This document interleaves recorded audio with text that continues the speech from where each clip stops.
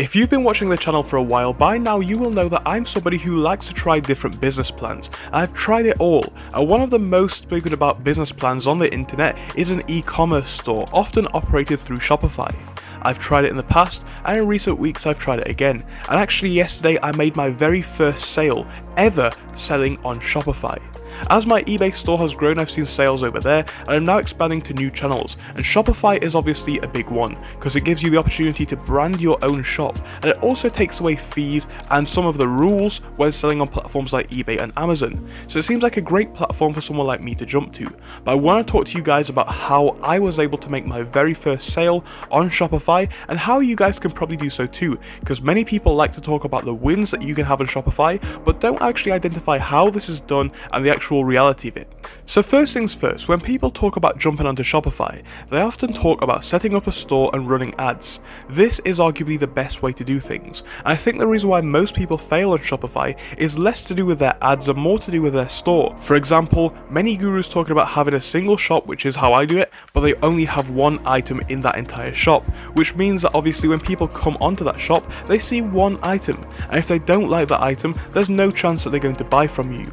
I would personally argue that this is an error and a mistake which many gurus kind of talk about. In my shop, I have hundreds of different items, and I'm trying to upload all of these to Shopify. Right now, I would definitely say I have over 50 items on my Shopify store, which make it very easy for customers who want to come to actually buy with me.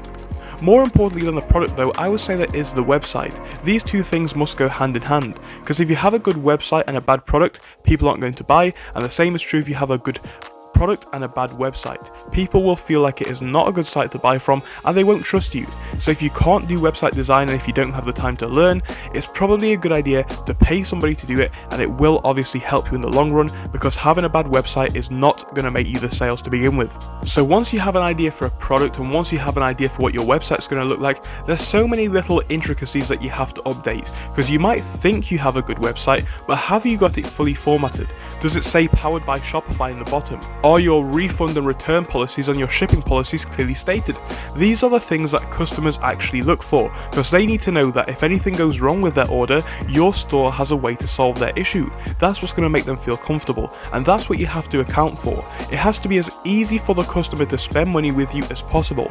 If there are countless hoops to jump through and they have to go out of their way to look for things, they're not going to do that. So it's important that you are the person that makes it very clear for them as to what they are buying, where they're buying it from, and how long it will take to get delivered, also what might happen if the order does go wrong. So with the points that we just discussed, we are onto a good Shopify store. If you follow the points I just mentioned, your policies are clearly outlined, you've researched the market, and you now know what your actual item is going to be. You then need to go and to price it up in an appropriate way, because this is what people mistake. People say if I can buy an item from AliExpress and it costs say £15, people then seem to think that they can sell it on for £30 or £40. I'm not saying that's impossible, and sometimes it is definitely possible. The question is though, are people going to actually buy that product? It's all well and good accounting for your markup, but if you're in an industry where this markup isn't even realistic, why are you aiming for that to begin with? It's important to have a realistic price for this product, or people simply will not shop with you, and this is something which many people seem to overlook. But once you have all of your store fully done, you've got the prices right, you've got the items right, and you've got the website designed properly, then you may be disappointed to learn that nobody is clicking onto your site. You've been up there for a week and nobody's clicked through. That's where I was in the past week, and I knew this was the case because I hadn't spent any money on advertising, or I haven't even tried to advertise in any way. In the past week I was literally just uploading to get all of my items from my eBay and Amazon shop onto my Shopify shop. So I wasn't really too bothered about advertising, I was more trying to get onto the actual gist of where I am in my other shops. But once all of these things have been completed, you have to ask, how are we going to advertise this store? Many people talk about Facebook ads, maybe even YouTube ads or TikTok ads, and all of these can be good options. The thing is though, they all cost quite a bit of money, and obviously if you're starting a store with zero money, if you don't have the privilege of having other sales channels to begin with, you're probably going to struggle to finance $100, $200, $300 to spend on ads, and this is going to be a problem. So you've got to ask yourself, what is the cheapest ways that you can advertise this product absolutely free? Unfortunately, in 2023, there are loads of different options that you can choose from. You could put it on something like TikTok and make a video about it.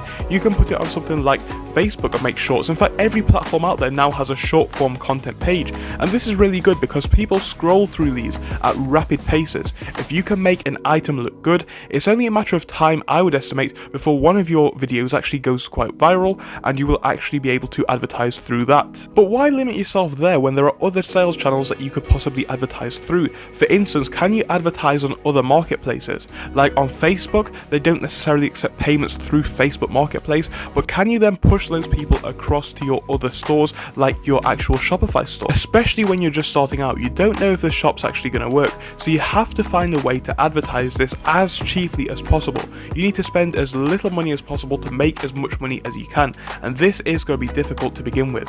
But once you've tried out all of the free sales channels, it won't be long, in my opinion, before you actually do make some sales. In the past week, whilst I have been setting up my shop, I've also been filming TikTok videos and YouTube videos around my watches so that people can see what I have in the shop.